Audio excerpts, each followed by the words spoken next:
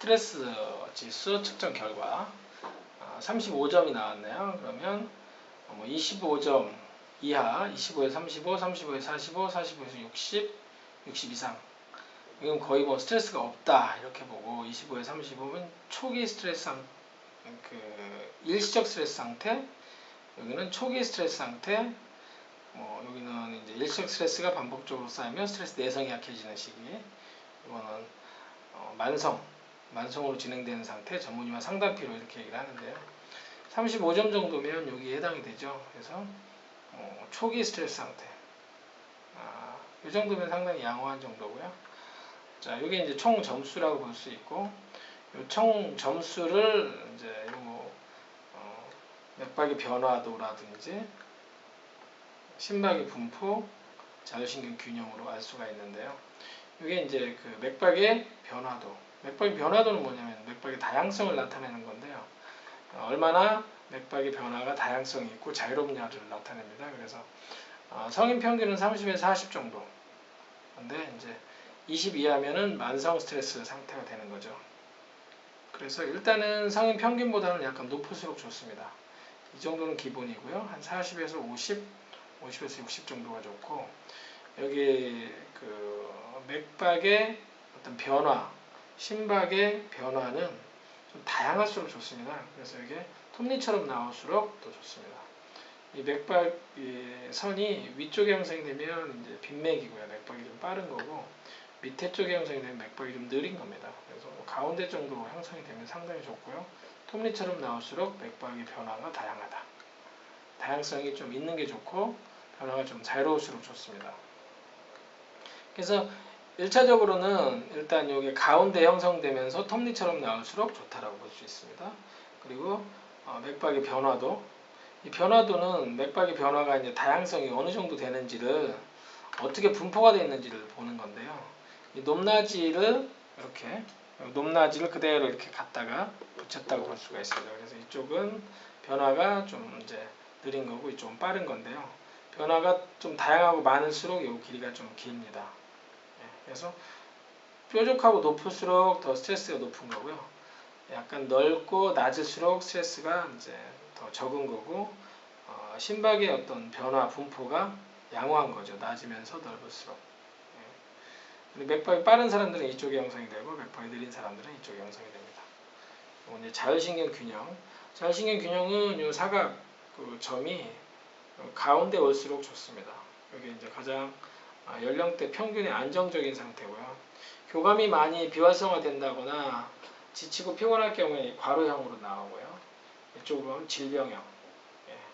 그리고 이쪽으로 가면 이제 만성 스트레스가 되는 거죠. 육체적으로 피곤하고 힘들 때는 이제 이쪽의 양상이 나타나는 거고요. 심리적으로 좀 예민해지거나 피곤해지거나 힘들어지면 이제 이쪽의 양상으로 나타납니다. 그래서 이제 부정맥 양상으로 나타나고, 심한 부정맥, 급성 스트레스 이렇게 나타나는데, 심리적으로 약간 불안도가 있을 때 이제 이쪽으로 잘 나타나는 거고, 육체적으로 무겁고 피곤하고 지칠 때 이제 이쪽으로 나타납니다. 그래서 사각점이 가운데 있는 게 가장 양호한 정도고요.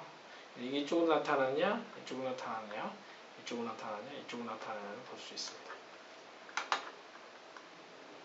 이게 이제 로우 프리퀀시 자율신경 중에 교감신경입니다. 교감이 좀 많이 활성화된다거나 흥분된다거나 항진됐을 때 이제 이쪽에 나타나는 거고요.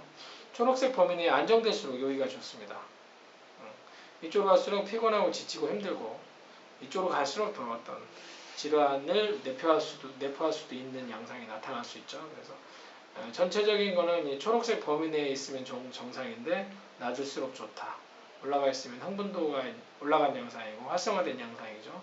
이쪽으로 가면 더 지나친 거고, 측정할 때마다 이쪽으로 나타난다 그러면 이런 양상이 지배적이라고 볼 수 있기 때문에 약간 과민하고 흥분된 양상을 많이 가지고 있는 사람이라고 볼 수가 있죠. 전체적으로는 일단 이 안에서 낮을수록 좋고요. 부교감, 하이 프리퀀시는 이 초록색 범위 내에서 약간 높을수록 좋습니다.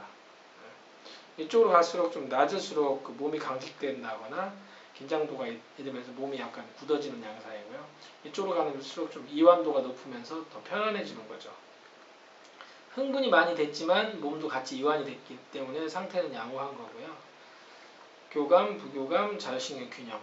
자율신경 균형은 가운데가 가장 더 좋고요. 자율신경 균형이 가장 좋을수록 이제 면역력도 좋고 몸 상태도 양호하다고 볼 수 있고요. 요거와 요거의 어떤 그 비율이 잘 맞을수록 요 상태는 가운데가 되겠죠. 이게 이제 자율신경 균형. 그다음에 이거는 이제 평균 맥박. 평균 맥박은 보통은 이제 70에서 80 요 정도인데 맥박이 빨라지면 이쪽이 형성이 되고 느려지면 이쪽이 형성이 됩니다.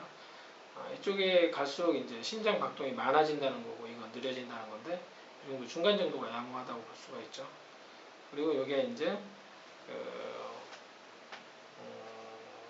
SDN에는 그러니까 항스트레스 지수, 스트레스에 대한 저항도가 약간 높을수록 좋죠. 스트레스를 이겨내는 힘이니까요. 그래서 낮을수록 스트레스에 대한 저항이 떨어지는 거고요. 높을수록 스트레스를 이기는 힘, 스트레스 저항도가 올라가는 거죠.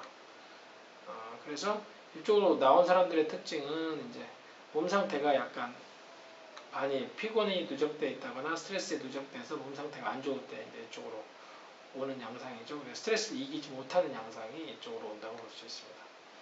그리고 이건 RMSSD는 심장의 안정도라고 보면 되고요.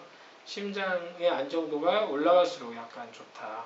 낮을수록 좀 더 안 좋다라고 볼 수 있는데 이거는 부교감 조절 능력 평가를 이제 이걸 통해서 알 수 있습니다. 그래서 부교감하고 RMSSD는 같은 맥락이라고 보시면 돼요. 그래서 이것도 초록색 범위 내에서 약간 높을수록 좋다. 이쪽으로 낮을수록 이제 몸의 어떤 이완 기능이라든지 심장의 안정도 기능이 약해지는 양상이고요. 이쪽으로 갈수록 좀 더 좋아지는 양상이라고 볼 수가 있습니다.